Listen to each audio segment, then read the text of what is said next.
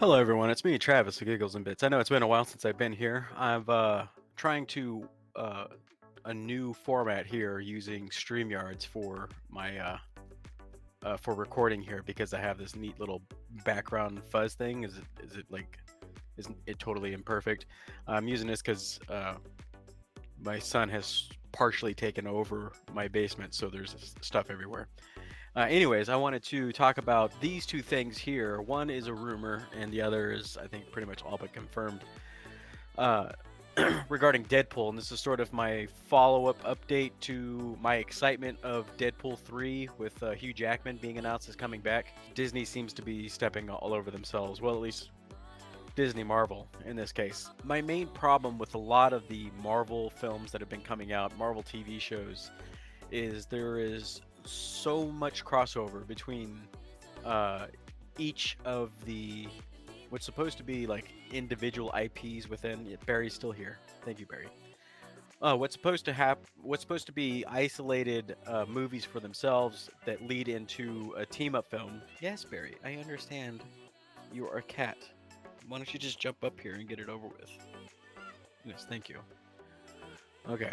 So, anyways, my main issue is that what should be individual stories that focus on the title character or the characters within that series, a la Captain America, Iron Man, Thor, those movies all were uh, isolated stories that built on the character themselves to help us understand who these characters were for the big team up movies. And you didn't get introductions in the big team up movies because if you watch the other stuff, you kind of have an idea of who these individual characters were. The nice thing about phases 1 through 3 is you could watch any one of those movies, and if it got you excited, made you, any one individual movie uh, made you a fan of the Marvel Universe, there was a whole dirge of films that you could go back and watch if you so wanted to, but it wasn't absolutely necessary. Now, the problem since the conclusion of phase 3 is everything is so interconnected that they're telling the overall narrative as opposed to individual stories. And instead of focusing on the individual stories, isolated stories, uh, we're not getting great character development. We're getting uh, really piss poor stories being told that are shallow, poorly thought out, and contradictory to just the last film or TV show that came out. There's no continuity really anymore in the Marvel Cinematic Universe. Whether it be the TV shows or whatever, they're contradicting themselves, and it's not because they have different writers. Because there's one writer who has contradicted himself. No, it was a TV show. It was Loki, and then he wrote Doctor Strange, Multiverse of Madness, and now he's slated to write Avengers. For some reason, this guy keeps failing up, but he's contradicted himself, and he's even complained that he wrote himself into a bit of a corner with what he wrote with regards to the multiverse and how it functions in Loki. So he just disregarded his own writing, what he's written and set up.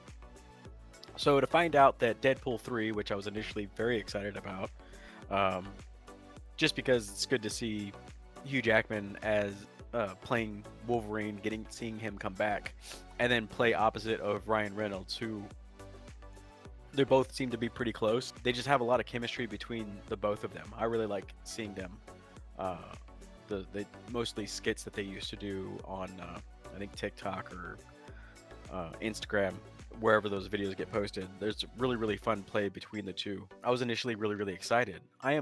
I became less excited and actually moved completely to neutral once I found out this rumor here, which is being supported through multiple areas, and I'll get to that here in the article.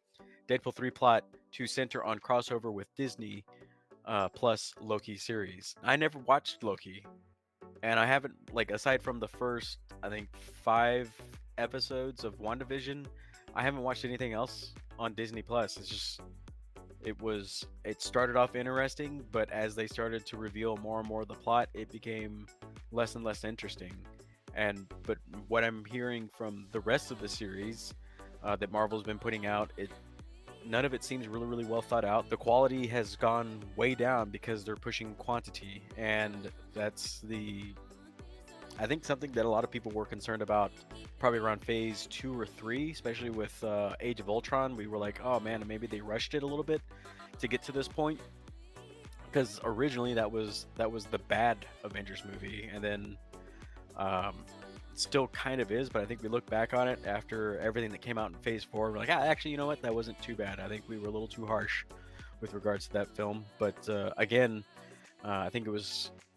Uh, it still seems like it was a little bit rushed, but compared to what we're getting nowadays, it's not that bad, you know. But this is not really instilling any confidence in me. So this latest update regarding Marvel's next silver screen crossover was first made public by noted film reporter Jeff Snyder on March 23rd episode of his and film critic John Roca's The Hot Mic podcast. According to the Scooper, the rumor on the street is that Deadpool 3 is Deadpool sort of taking on the Time Variance Authority, and so as a result, I hear Owen Wilson's Agent Mobius and Tara Strong's Miss Minutes will be in Deadpool 3. Okay, so I don't know who any of those characters are within this Marvel Cinematic Universe because I never watched that show. So this doesn't mean anything to me. It might mean something to people that enjoyed the Loki series. I hear it's the better of the Marvel streaming shows, but I never watched it. And I'm not going to go back and watch it.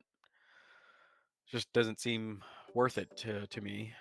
So, speaking to the veracity of his information, Snyder ultimately asserted, if you think about it, Owen Wilson and Deadpool 3 director Sean Levy go back a ways, right? They did Night in the Museum, and it wouldn't shock me if Sean Levy got his old pal Owen Wilson in this movie as Agent Mobius.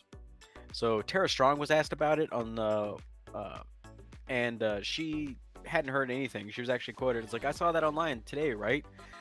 Uh, she said, speaking with Direct, the 2023 Fan Expo in Cleveland. Honestly, I wouldn't tell you if I knew, but for what I know, I don't know anything about that yet. I haven't heard anything, but I'm certainly down to do it. I think it would be a lot of fun. It already kind of seemed like a member berry money grab. I'll admit it. Like I totally like bought into the member berry of Hugh Jackman coming back as a Wolverine in this Deadpool movie, and but they're really starting to add on to the cameos in there. So is it really even going to be truly a Deadpool movie if they're going to be uh, shoehorning? And I know you're going to say like there were plenty of cameos there in the Deadpool film for other characters. So what would be any different than this? Well, it was a little bit more smartly told, and it was small cameos. Where this is, they're saying that this is through line through the from the Loki series is integral to the main storyline for Deadpool 3. And it doesn't get any better because now we're finding out that She-Hulk writer is being brought on to work on Deadpool 3. Let's see, Ryan Reynolds produced Deadpool 3. There's already one writer shakeup on the road to release, having originally recruited Bob's Burger writers Wendy Molyneux and Lizzie Molyneux Logan to pen the script. The pair would have replaced the writers of the first two movies, Rhett Reese and Paul Wernick, who were eventually reinstated in place of the Bob's Burgers writers. According to Deadline, writer Zeb Wells has been recruited by Ryan Reynolds and Marvel Studios to join franchise mainstays Paul Wernick and Rhett Reese on the script for Deadpool 3. Now, I will clarify that Zeb Wells, according to Midnight's Edge Andre, he stated that Zeb Wells is an actual comic book guy and knows his stuff, and a lot of the issues that people pointed out with She-Hulk, Attorney at Law, like the issues with that weren't really because of him. It was from the rest of them. So he might have been the one person on there, but again, this doesn't instill any confidence in me because Marvel just hasn't really put anything out that's decent. Now, Guardians of the Galaxy 3 is coming out, but I feel like James Gunn has a much tighter grip on the production of his movie. expect that to be good. I hear the Christmas special was good. Again, didn't watch it. I haven't watched anything. The last Marvel thing I saw wasn't really even Disney Marvel. It was Sony Marvel, and it was Spider-Man No Way Home, or yeah, No Way Home. I totally skipped Far From Home. The only reason I went and saw No Way Home is because of the cameo from the other two Spider-Men. So Tobey Maguire and my goodness, I always forget the other guy because I really didn't like his movies. I didn't think he did a bad part. I just didn't like the movies, so they're kind of like out of my memory. Not good things. Not good things as far as I'm concerned. But anyways, you guys let me know what you think of this news. Leave a comment down below. Like, subscribe if you haven't, and maybe we can get to 40 subscribers. That'd be cool. I'd like to get to triple digits. That'd be even better. And eventually someday 1,000. You know, that'd be cool. Adios.